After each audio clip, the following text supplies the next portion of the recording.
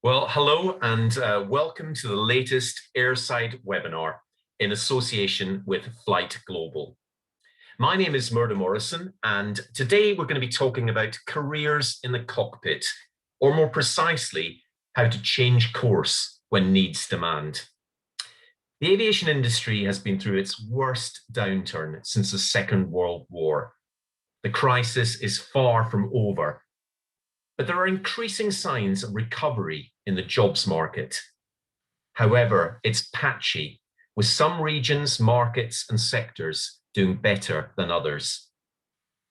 Over the next hour, with the help of our guests, we're going to be discussing what might be described as alternative career paths in aviation, what the rewards and challenges are, and why you might consider them for your next job.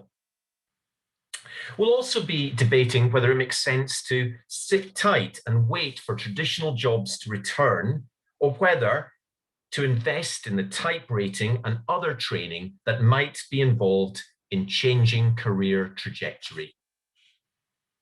There is an opportunity, if you're listening live, to ask questions of our panel. Please use the Q&A icon at the bottom of your Zoom screen, and we'll try and get to as many of these a bit later. Our panel today comprises an experienced air cargo pilot, a captain from the world of business aviation, and an A320 pilot not long embarked on his flying career, who doubles as an instructor. And also on the panel is an expert in the pilot recruitment market. Now, they are Captain Greg Castman from UPS Airlines, one of the world's leading cargo operators. Alan Ruddock, an Embraer Legacy 650 captain who works for Air Charter Scotland, an aircraft management and charter provider with bases in Glasgow, Luton, and Malta. William Khalil, who, in addition to being an Airbus A320 pilot, is a theoretical knowledge instructor at CAE Brussels. And Annika Silva, who is head of recruitment services at CAE Park Aviation, the company's crew resourcing and recruitment business.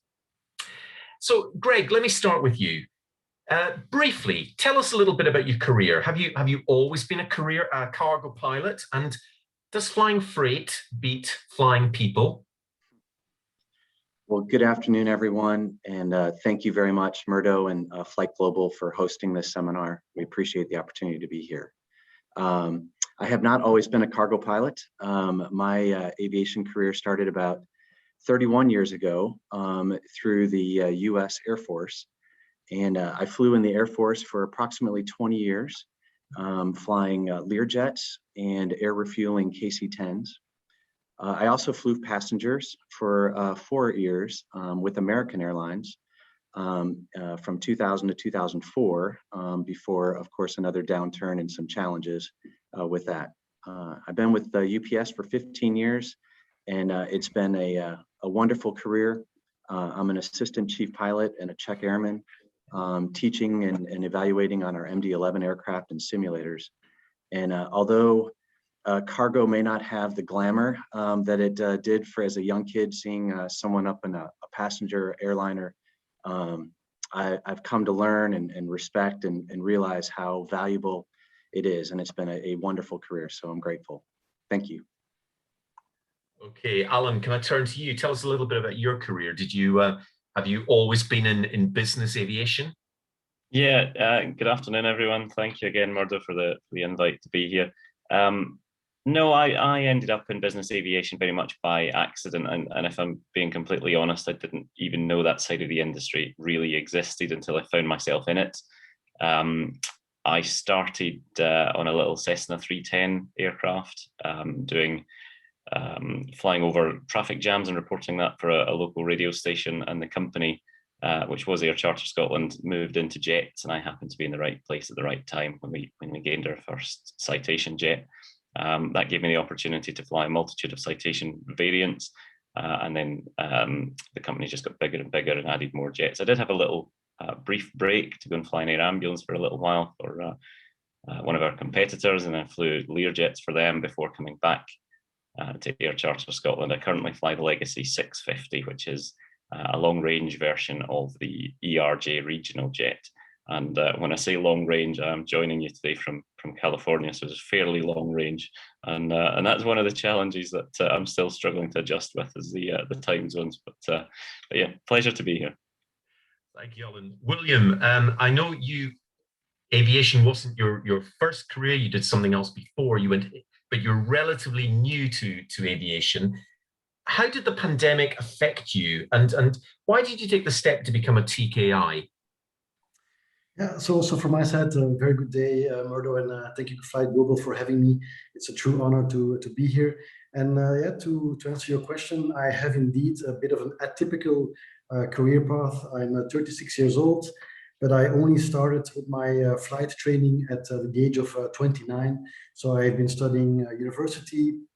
I've been working in sales and marketing, and then I actually joined CE as a sales manager.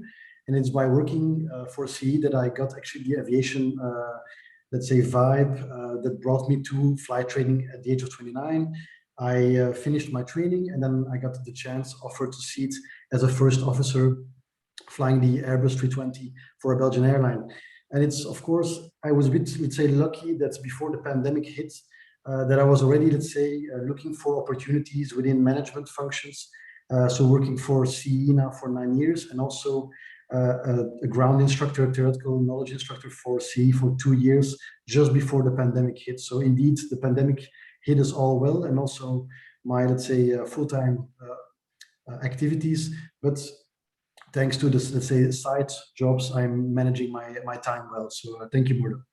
Okay, and Annika, let me turn to you. Now, thousands of pilots have lost their jobs over the past 14 months or so, and for many, any light at the end of the tunnel might seem a long way away still. From your perspective, what signs of recovery are you seeing in the jobs market, and where? And my second question, what would your advice be to an out-of-work pilot at the moment? Would it be to wait it out and perhaps take a temporary job outside aviation just to pay the bills, or investigate whether there might be an alternative career path within the industry? Thanks, Murdo, and hello to all of the viewers today. I think in terms of the first question, the jobs market in general, we all know how severely the pandemic has affected, our industry, and really the livelihoods of those in the industry. And that being said, there have been some sectors who have been less affected. The cargo industry, which we've spoken about already, and I think the business aviation market, has managed to survive, and that landscape has somewhat changed, specifically in the US. And that's getting a lot of pilots maybe considering a change into any of those sectors. But all of that being said, I think we've seen a steady increase, specifically in the last 4 months, in terms of other sectors. Regional low-cost carriers, there's definitely been some movement there. And then, specific regions in the world more so than others. So, for example, the likes of China and the US, where they have larger domestic markets.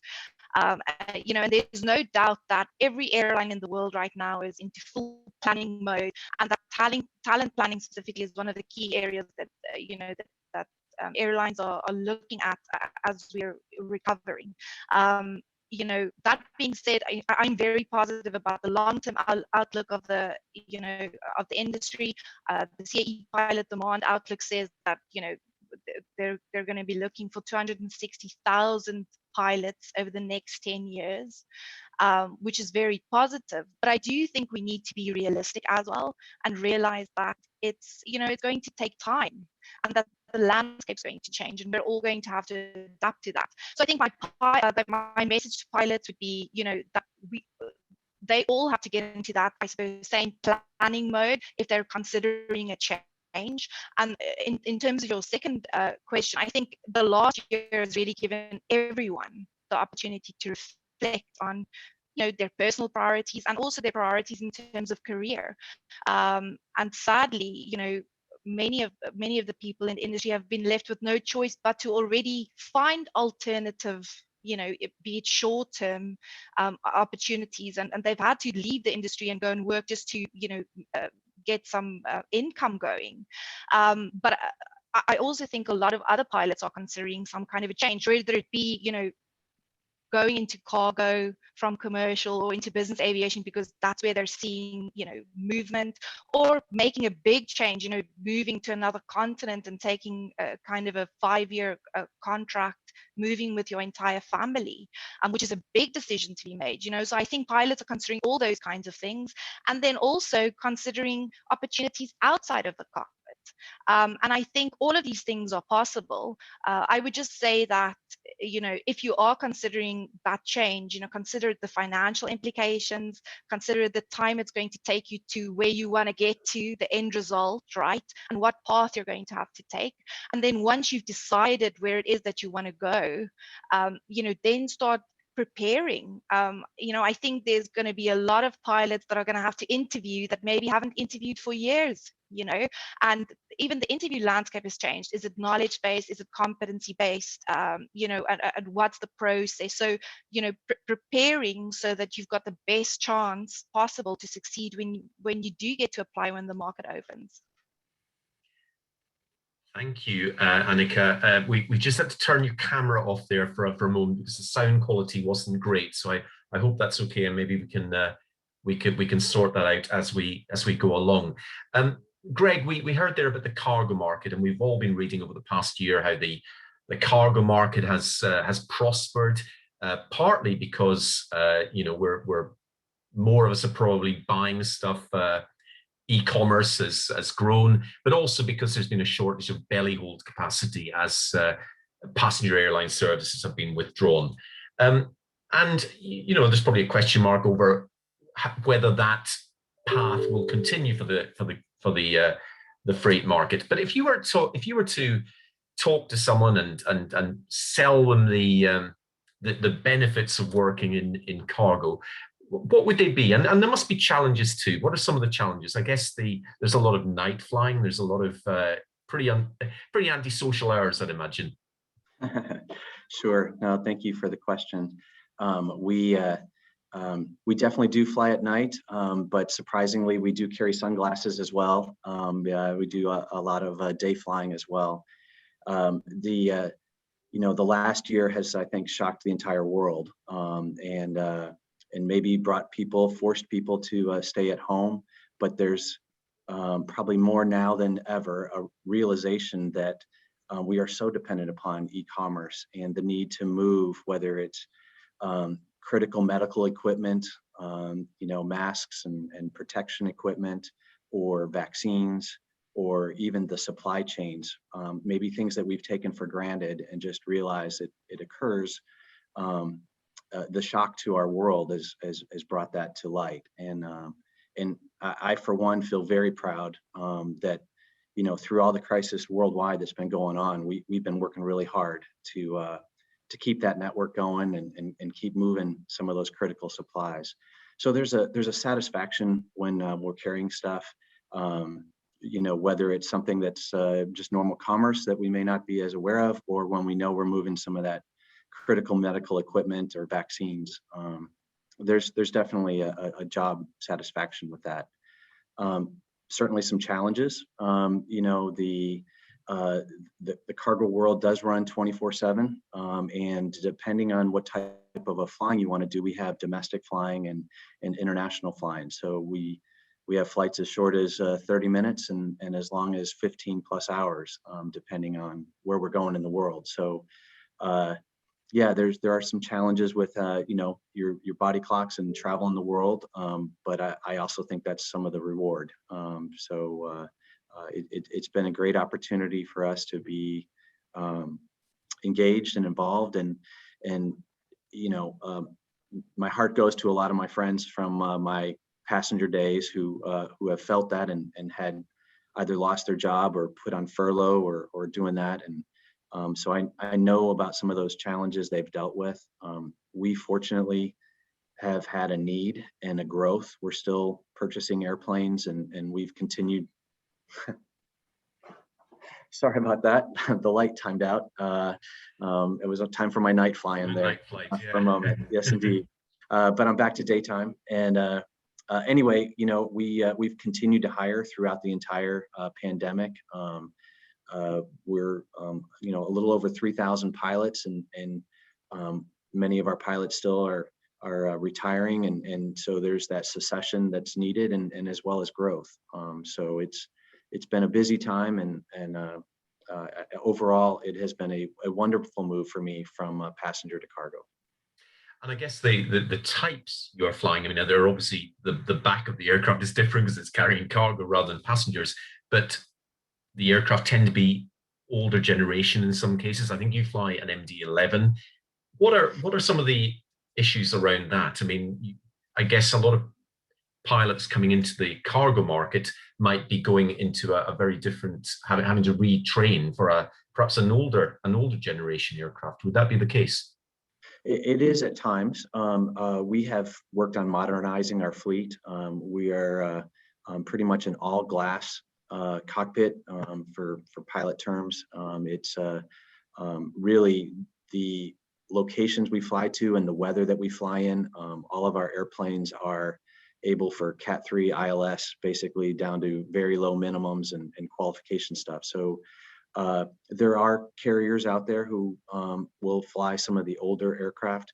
UPS is still buying brand new airplanes, so we're modernizing and keeping up with that. So you may think that you have to step back when you think of cargo, but that's really not necessarily true, because we're held to the same standards for aviation safety and doing all that. So we've invested quite a bit in new aircrafts.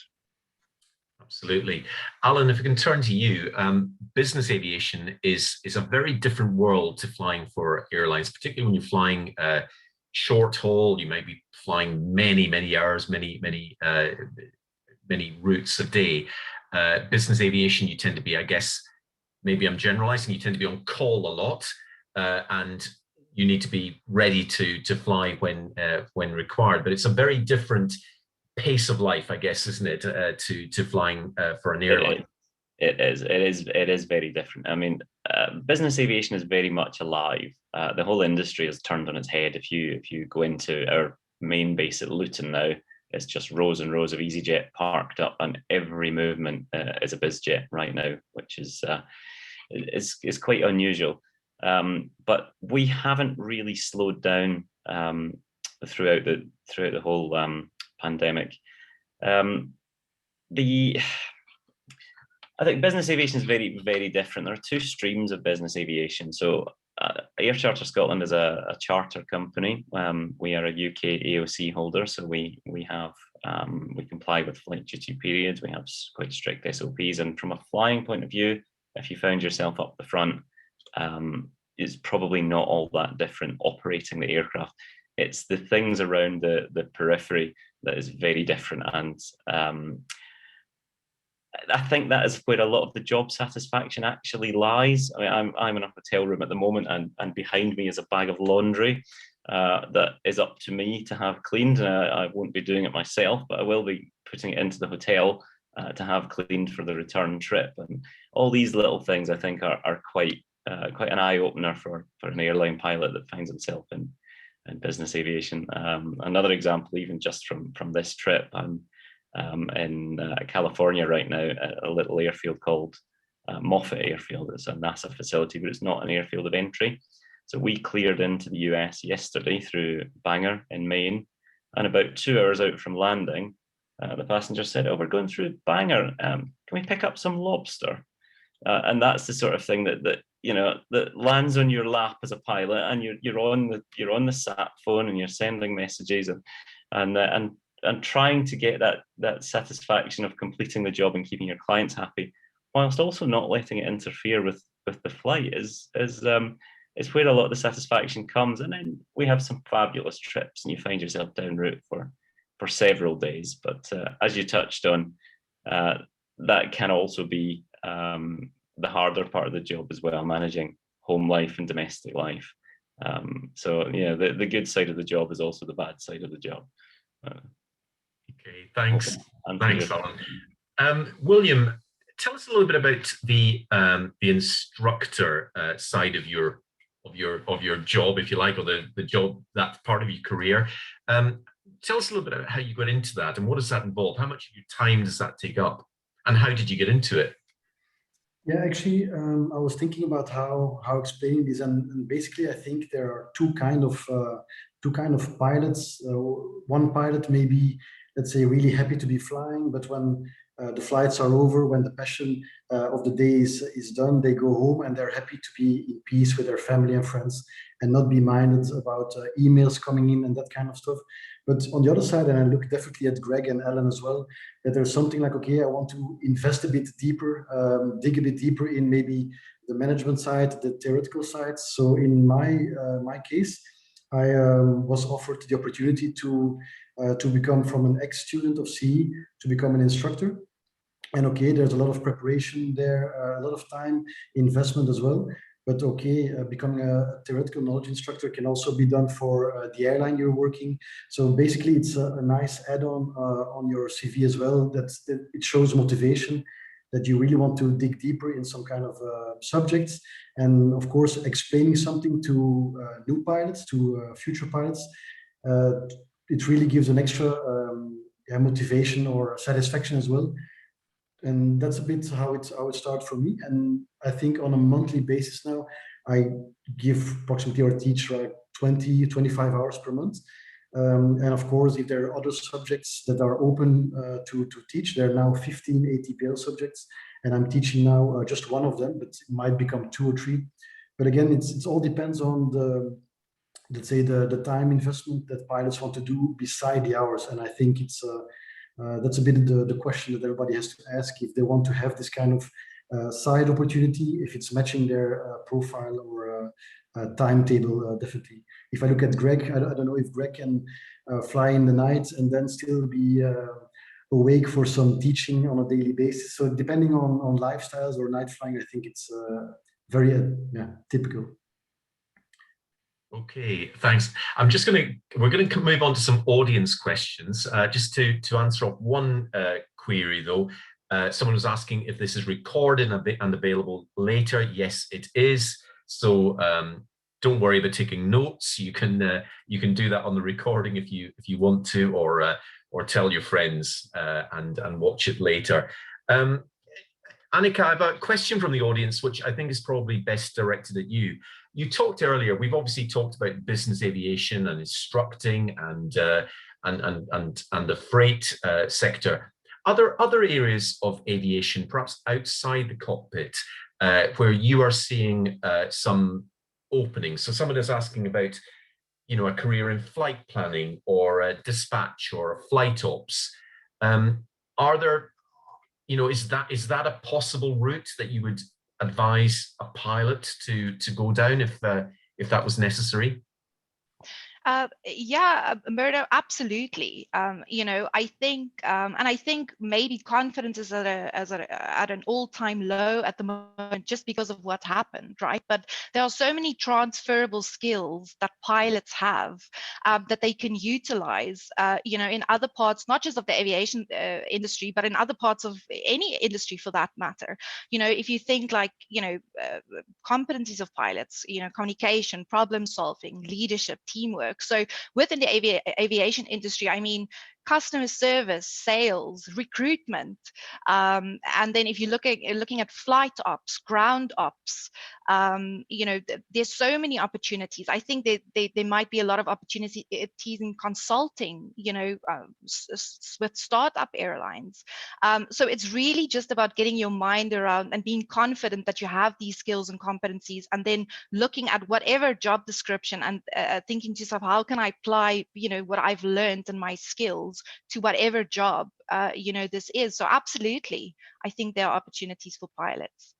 So I guess a lot of people might be thinking, well, I've invested so much money in training to be a pilot and spending all that time in the simulator and ground school, and I've got all these years of experience. So it's really thinking maybe that use that experience and maybe think about another career. If I could just jump in here, Sure. Murdo, I have just recruited someone just a fortnight ago who was made redundant from Loganair, and came and knocked on our door and said, look, I have this ERJ type rating, which is the same type rating as the Legacy. And we've recruited him into our operations center. So he's an ops member of staff, and he's flying the aircraft with me when we have a need for that extra capacity and that extra help. And the plan will be to have him as a full-time pilot. We can't justify it just yet, but he's doing that dual role. So that's absolutely something to look at. And it's how I started myself. I started in operations for a cargo airline.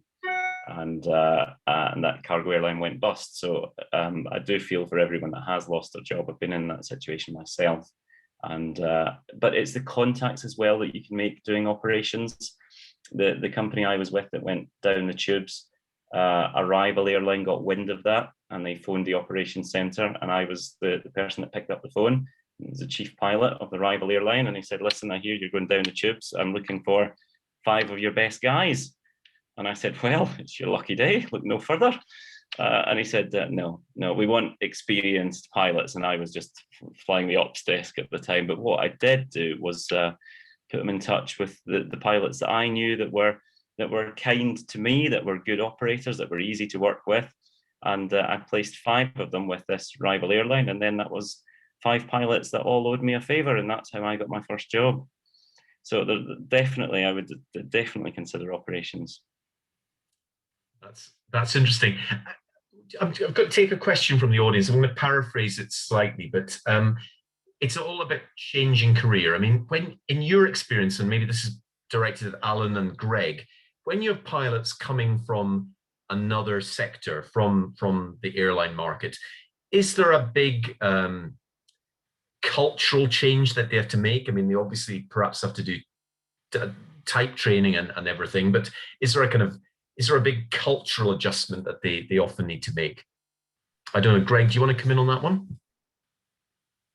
Sure, I'll start. I guess other than realizing that the packages don't really complain about the food, it's not really that different for us. We have pilots that come to us from military background, from passenger airlines, from general aviation, business aviation. So we have a great mixture of pilots that come through, and training our pilots on the simulator or the airplane. I think the work ethic that and professionalism that hopefully any pilot would have in whatever their career is carries over. And I think it's, obviously you need to have some capabilities for the aviation flying and thinking, but your work ethic is what really matters. And if you've got that, it doesn't matter where you come from. You bring it half the way, we'll get you there.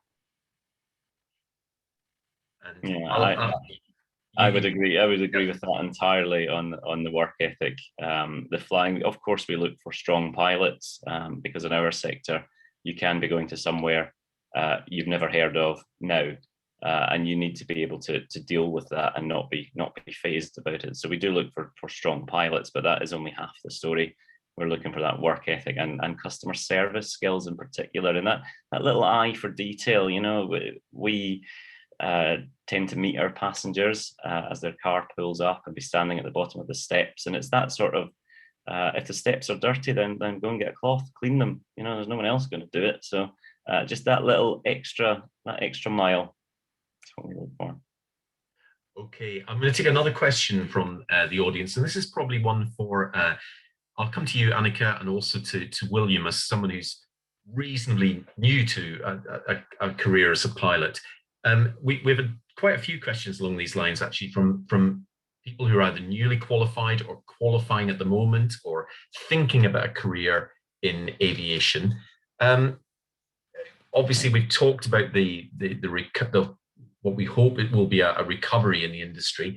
But what would your advice be to someone coming into the industry now, where there perhaps aren't so many jobs with airlines at the moment?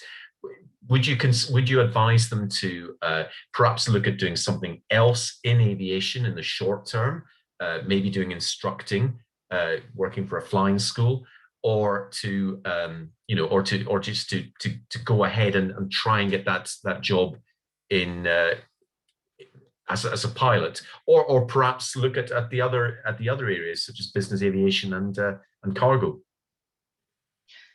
Yeah, look, I think, it really depends on your own situation. I mean, if you have the finances to additionally invest in, going into taking a different route, then absolutely do that. And I think absolutely try and stay within the industry, because believe it or not, but we're going to get to a point where there's going to be a very high demand for flight crew again.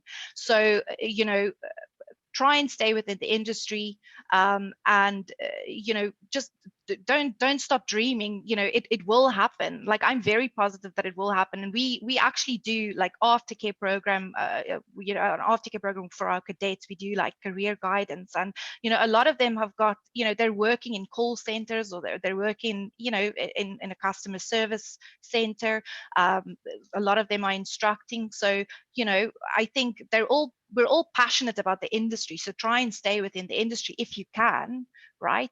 And just keep learning. I know CAE have recently launched a professional pilot program that you can do, just while you're waiting for opportunities to open up, and while you prepare for the right thing.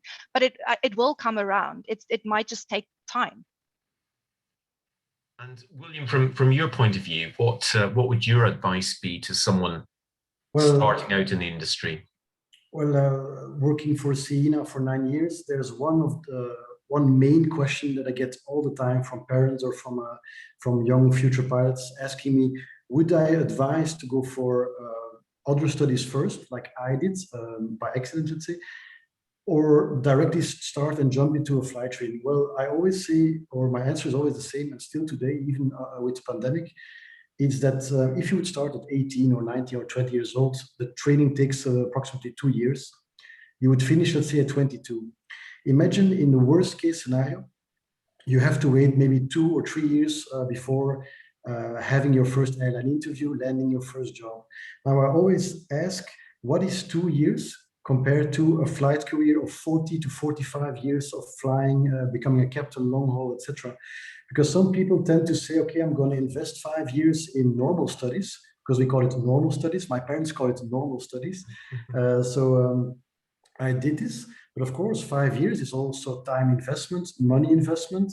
And by the time that aviation picks up, like Anneke said correctly, is that you want to start when aviation picks up. You're actually already late on the cycle. And therefore, I say, if you want to do it, I did it at the age of 29. If you want to do it at the age of 18, do it, but always keep in mind to have a certain kind of plan B, or like a side job. So for example, if you finish training, that okay, worst case scenario, I will have to wait 2 or 3 years before landing that first officer job, and that you have a plan ready. So everything is planning, just like flying a real jet nowadays. It's planning, preparation.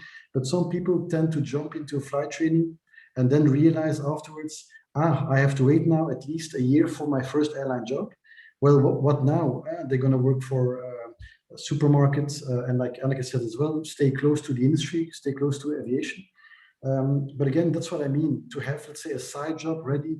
I don't know if my colleagues today have some kind of side jobs as well, meaning like investing in projects, or maybe starting an Airbnb somewhere. It's all part of having a diverse platform of different stuff. So for example, now aviation goes a bit bad. Well, then we can shift gears and say, okay, I'm going to invest a bit more time in instruction, maybe a bit more time in this and that. So this is, let's say, my philosophy. But again, I look at Greg and Alan or Anneke to see what they think. But that's my humble opinion. So turning to you, Greg and Alan, let's go with Greg first. I mean, I don't know whether in the cargo sector, do you tend to take pilots who are experienced in other fields, or do you tend to, at UPS and other companies in the cargo sector, take new pilots straight in and train them? What is a general entry into that sector? Sure. Many of our pilots who don't start from a military background, maybe just through their civilian background, they usually have 1 or 2 steps before coming to us and getting to get hired by UPS. You have to have a fair number of hours and experience. We currently look for someone to have at least 1,500 hours, air transport pilot rating, multi-engine rating. And so to start off with that, many of our pilots will maybe begin doing instruction at their local airport. And then they'll move from there onto maybe one of our feeder type cargo operations or passenger smaller operation to build that time. There are several other cargo haulers that the airlines that we've also hired from, and so we have several pilots that come to us that have spent time at say Atlas or another cargo carrier, and then that looks really great on a resume. Being a first officer for another cargo carrier with some international experience really pays off.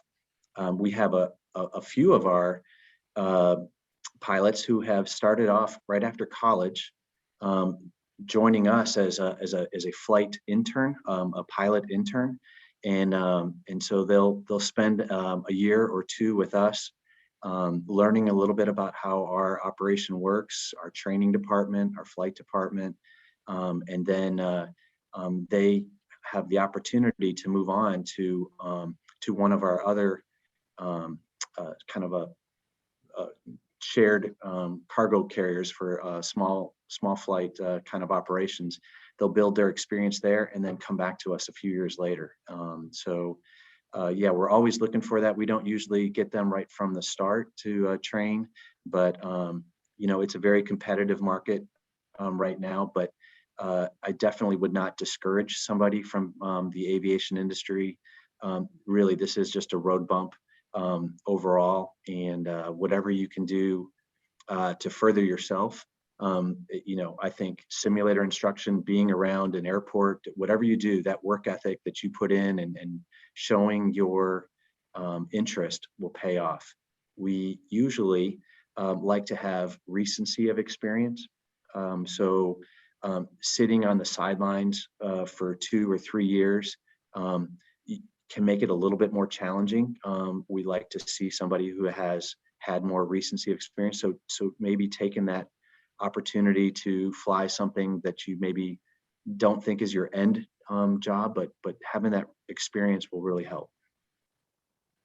Yeah, that's very interesting, Alan. I mean, in the world of business aviation, I guess not many people go straight into flying legacy 650s or Gulfstreams or whatever it is across the Atlantic. You tend to start off, I guess, in flying the small stuff, the general aviation, and move up.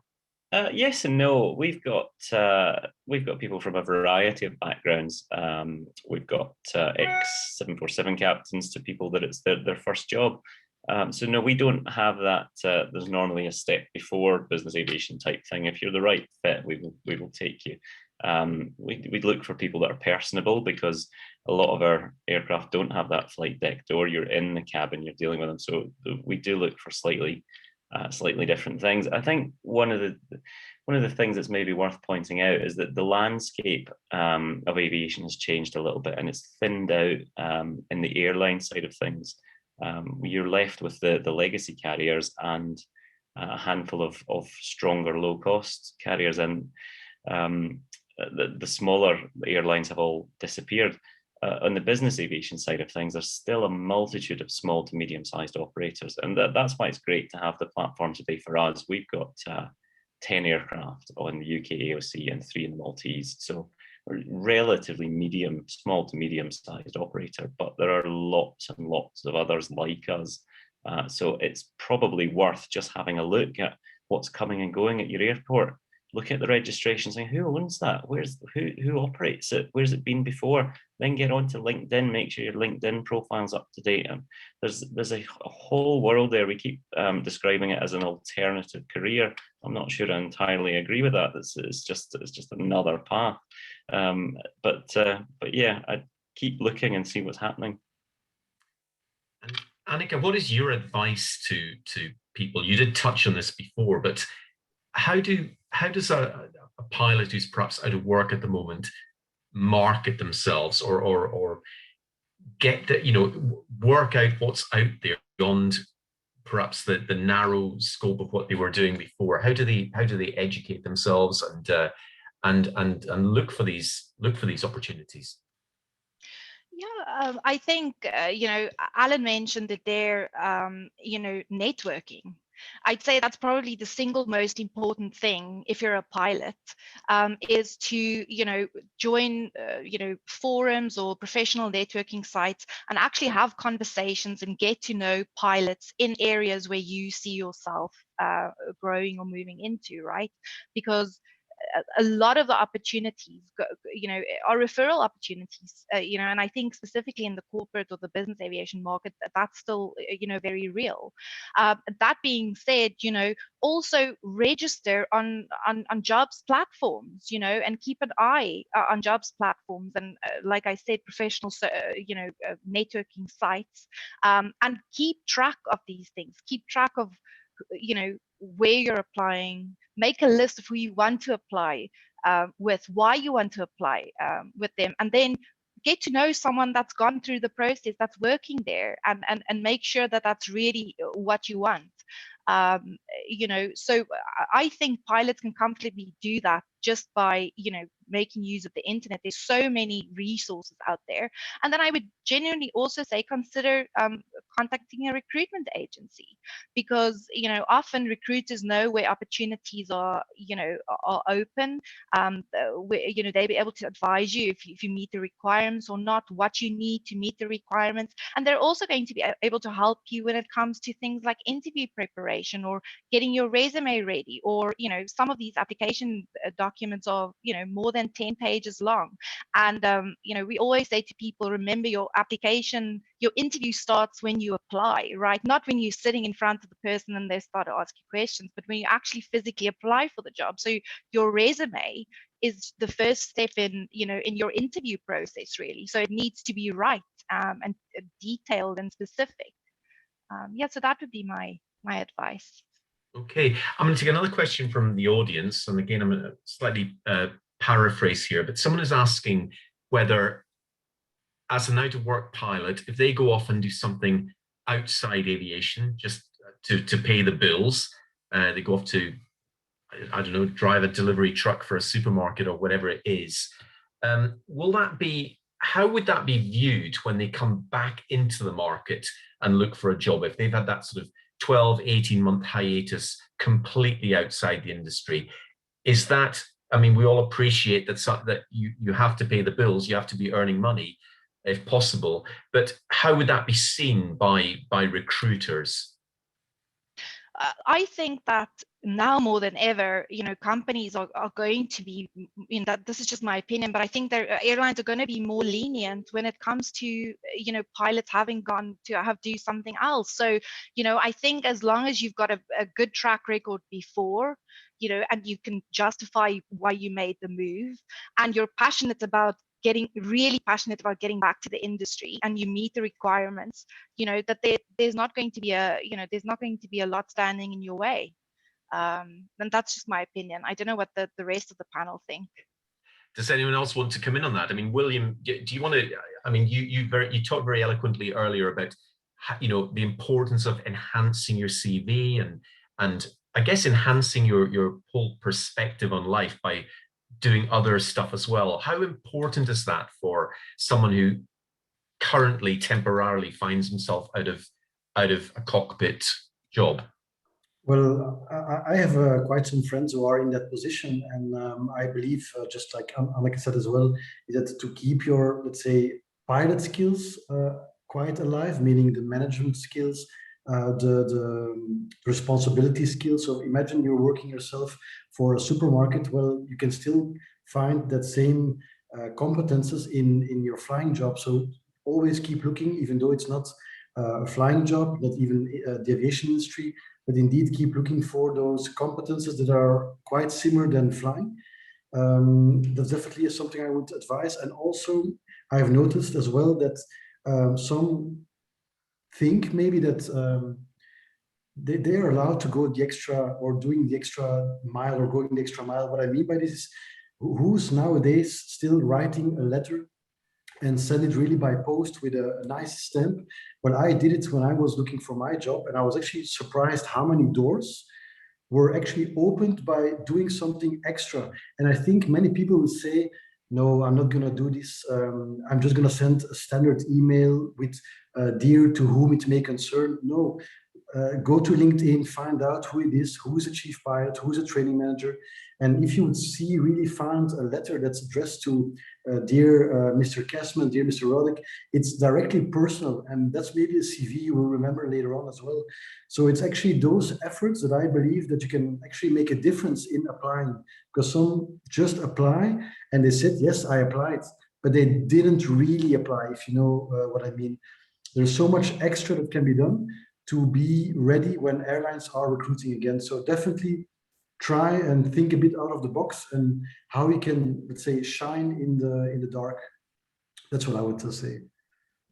Okay, I'm going to ask Greg and Alan a couple of questions, and William and Annika, feel free to come in on these as well.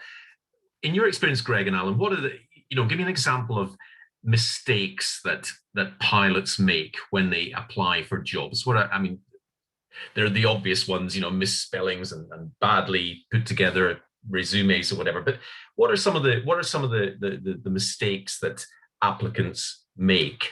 And I also want to ask you, you've both probably, I'm guessing, had some low points in your career. I mean, how have you got round these? What have you done when things haven't gone quite the way you hope they might? I'm guessing maybe your careers have gone absolutely perfectly, but like all of us, I'm sure they haven't. Not a chance. I've a few years back had an offer for an airline, and then another offer came in, and I thought, oh, I'll be very clever here and play them off against each other, and lost them both. So this is the sort of thing that happens. If I think the way the market's going, if you're lucky enough to have a job offer, even if it's not the perfect fit, I think you need to take it. If someone's offering to pay for you to fly, then go and do it for a while, even if it's not what you thought you wanted to do in the long term. And I think, as we touched on before this webinar started, I had actually resigned at the end of 2019 to go and fly the 777 for British Airways. And you can all imagine how that turned out for me. But the draw for me to do that was I just assumed that would be my last move, and that's where the stability was. That's my job until retirement. It's British Airways. And actually, the industry has turned on its head. And if I look at where I am at Air Charter Scotland, we've outlasted a multitude of airlines. We've been on the go for quite a while. But I'm sure Greg can enlighten you as to some mistakes. I think spelling mistakes for sure, getting the company name wrong, getting my name wrong. I have a little bit of latitude for people that English isn't their first language. Of course, that would be unfair. But if you spell my name wrong, then your CV's been straight in the bin. And thank you, Alan. Yeah. Greg, do you want to come in on that? I mean, mistakes that applicants make, and also the challenges that you've had in your career and how you've got around them? Sure. I don't do as many of the pilot interviews myself, but I'm sure many companies, when they're researching any of their candidates, not only look at their resume, but they'll do a little bit of follow-up on it. And I've heard of individuals who have used social media when they probably shouldn't, and really our careers are about professionalism, and so sometimes we all have our opinions in doing that, but you probably need to be cautious that whatever you post out there in public can affect you no matter what career you go into. So be professional in your personal life as well as your aviation career. I think something that probably other candidates may have hurt themselves with is they may think there's opportunities by bouncing from job to job to job to job to job as a stepping stone for doing that. I think there's more credibility in strategic kind of movements. So if you get an opportunity with a job somewhere, show a little bit of growth and maturity. And it doesn't mean that you have to stick with something you don't like. We certainly understand that. But if somebody has had 10 different jobs within the last 8 years, that doesn't shine very well. So whatever job you get, do it well, and you'll not only shine within that company, but others will see that, because we do our homework when we're interviewing. For myself, I have been mostly blessed with stuff, but there are times where I thought that I was prepared for an interview, and I really wasn't. So I think there is a lot to learning from a recruiter, learning from some other mentors who've maybe done that, preparing yourself before going into an interview, because in the aviation industry, we do look out for each other, but you probably don't want to go in blindly unprepared for an interview. So, Annika, from the recruitment world, what do you see as the common mistakes that pilots make sometimes when either applying for jobs or look to change career, switch career? What are some of the common mistakes? I think some have already been mentioned. A lack of attention to detail is definitely one. Making sure that your resume is updated. So if you've recently left an organization and on your CV or your resume it still says that you're working there, that sometimes looks, it just begs the question, why haven't you updated it? And then I think the assessment process, the interview process is so critical, and Greg, you said the work there, companies do their homework and candidates have to do their homework too. It's not just the job, but you're joining an organization with values. So you want to make sure that that your own values are aligned with those values, and that it may sound very cheesy, but you might get a question like that in the interview, and if you haven't taken time to really go and read what the company is about, their fleet sizes, their expansion plans, if you don't come across as enthusiastic as they are about their own business, the person who is probably going to have a better chance of getting the position, so I would say preparation is just, key in going for a new position. Right. And I just wanted to ask a quick question to Greg and Alan again. You're both in management roles. What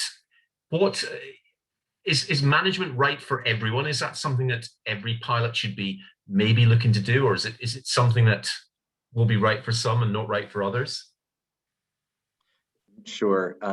No, it is not right for everyone, and that's okay. Some people think I'm not right in my own mind, and as long as my wife thinks that's okay, I'm all right. It's been very rewarding for me, but I think William touched on it well, that there are kind of two different paths that still get the job done in a very important way. I have always had an interest in kind of doing a little bit deeper research, understanding things more. I enjoy, taking care of people. I enjoy the project work, and so it's worked out wonderfully for me. I've had the chance in my current roles. I work with other airlines, with air traffic controllers here in the U.S. On our CPDLC data communications that we use, and so to me, it's more than just flying from A to B that we do. I really enjoy teaching in our simulators. I'm assistant chief pilot over about 350 of our pilots, and so I love taking care of people. So it is a little bit different role, but that doesn't mean you have to be focused on that to still be an outstanding pilot and enjoy this career. Alan? Yeah, I think there are different roles of management as well. I have been a fleet manager for quite a while, and I've thoroughly enjoyed that side of it, taking care of my team, rostering, holiday planning, general welfare. I enjoy the people skills. As part of I touched on it earlier, as part of me coming back to Air Charter Scotland, having resigned, I found myself now lined up to take over from our director of flight operations, who's coming up for retirement. So I've been working alongside him.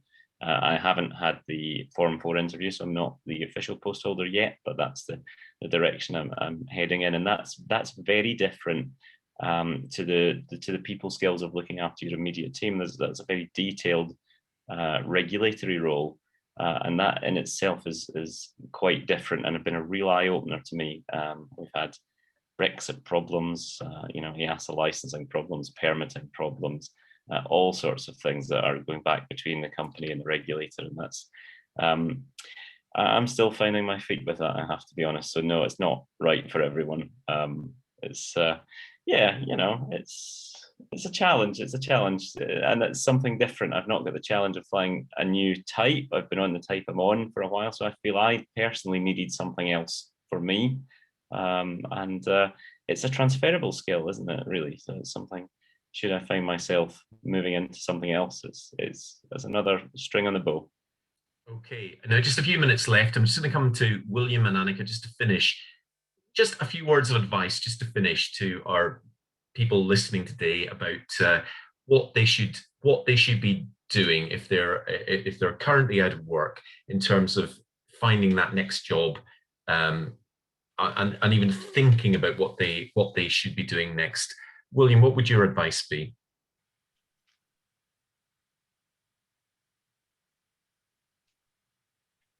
Yeah, sorry, I had some difficulties with unmuting. No, my advice is actually, it sounds a bit strange to say, but it's the positive mindset. My advice is to always remain positive. Like Anneke said, aviation will pick up again. Also in my airline, I see already that it might come quicker than foreseen. And how to do this? Well, it's to keep also some kind of schematic in your weekly, let's say, activities. For example, if you know that you have to keep the ATPL theory up to date, you have to keep your flying skills once a month at least up to date. Well, plan this. Plan every Sunday morning from 10 till 12 in the morning, from 2 hours reviewing ATPL questions. Because the day the interview arrives, and you know how it goes in aviation, on Friday they call you to say on Monday you are expected for your first airline interview round. I think Greg and Ellen, I see Ellen laughing as well. Well, that's what's going to happen. So there's no time to be prepared from the moment airlines are picking up. So my advice would be to keep a certain schematic, a rhythm of studying, applying every Sunday or every Monday evening, and then you will see that every effort you do, and that's what I believe in karma. What you give is also what you will get, and at that point, airlines will be looking to hire you. Excellent. And Annika, very quick summary from you. Yeah, like, look, I think William said it very well. Just don't take your eye off the prize. Keep dreaming, and do whatever you can to prepare yourself, because the moment will arrive, and your chance, you will have your opportunity. Just be ready when it arrives. Okay, well, that's great advice. Well, that brings us to the end of our discussion today. Thank you for all your questions, and I'm sorry we didn't get a chance to ask more of them. Time has run away with us, as always. But thank you to our excellent panel today for a really stimulating debate around what is an incredibly important topic, and we hope that you found it useful. You can find more information and insight on aviation careers on airside.aero from CAE. The new community created for pilots by pilots. And you can use the resume builder feature to update your profile and prepare for upcoming job opportunities. So thanks again for joining us today. Until next time, goodbye, and the best of luck for the future.